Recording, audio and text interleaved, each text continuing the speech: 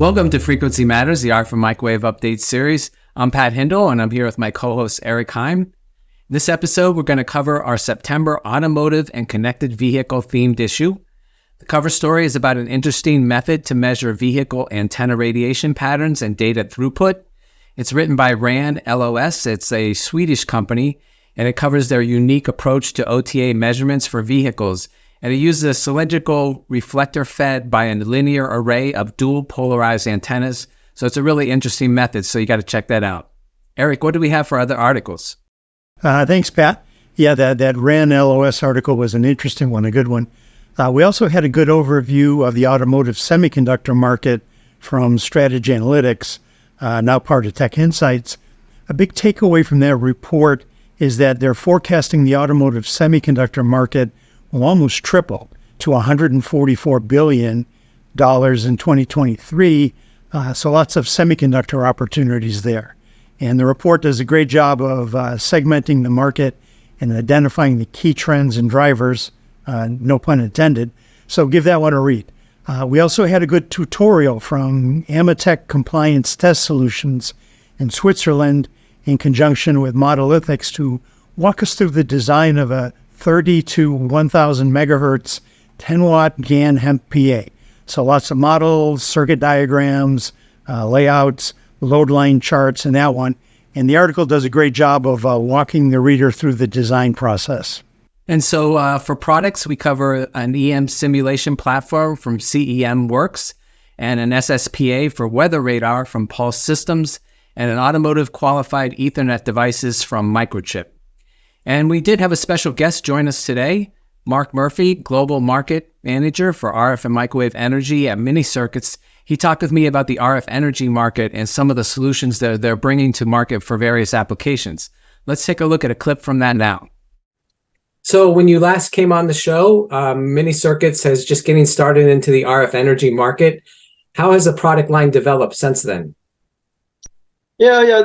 Since the last time we talked, we've continued to invest a load of engineering resources into the team. And 2023 for us was a real breakout year. So if you look at what we've been doing, say in the years before that, the 2 years before that, since we started the product line, we'd probably released about 3 products.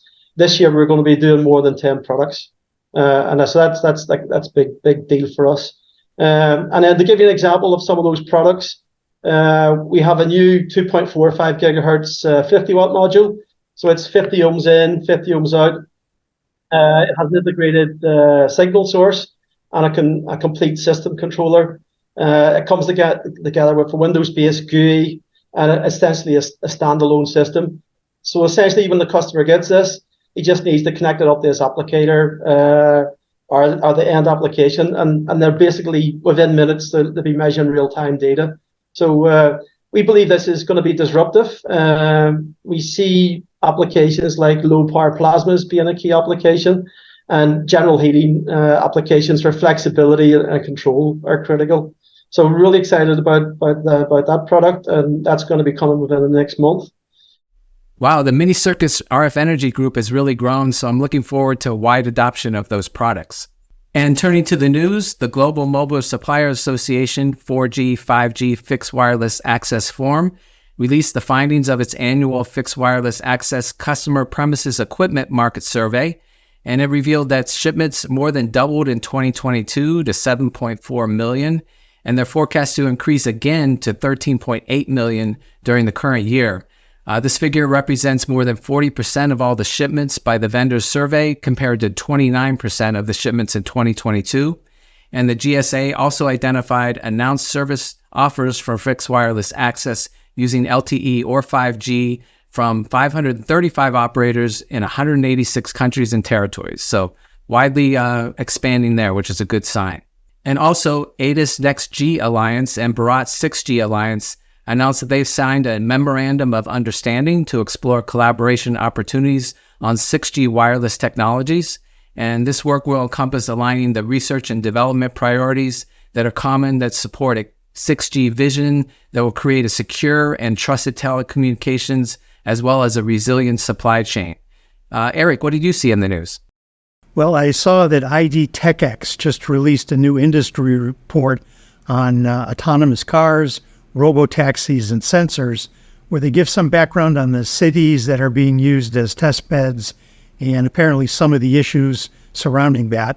They're monitoring disengagement when a driver has to intervene in the process and relating that to collisions. And their conclusion is that we're still better off with humans behind the wheel, but autonomous vehicle safety is improving exponentially. So at some point in the future, autonomous systems will be safer. We'll look forward to that. And keeping with that theme, in a somewhat automotive-related area, I see that Wave just released a white paper on the SATCOM industry, and they quote a Boston Consulting Group study that forecasts the space market will exceed $1 trillion by 2040. And those applications are going to rely heavily on phased array. So that's the Wave interest. Yeah, and turning to events, Eric and I are heading out to Berlin this weekend to the European Microwave Week show. It should be really well attended. The exhibition is sold out, and I think registration is doing very well. And I look forward to kind of seeing some of the new satellite technologies that we're going to explore in the Defense, Security, and Space Forum on Wednesday, and also the automotive radar and sensor technology that Europe always seems to lead the way in. I'm also looking forward to seeing some of the startups and how they're doing. Companies like TMY Tech, Icana, Gallium Semiconductor, Altum RF, Millibox, and some of the others. So it's really a interesting area to see some of these startups coming into play now. Eric, how about you for events?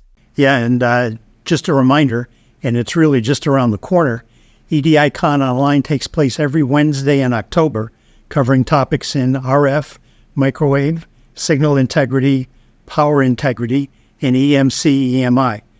We've got great keynote talks this year, including Alex Lito, CEO of EPC, Eric Bogatin, technical editor of Signal Integrity Journal, and a professor at the University of Colorado, Chris Pearson, president of 5G Americas, and Asif Anwar, executive director, global automotive practice at Tech Insights. Registration is open, so please go to edicononline.com and sign up today.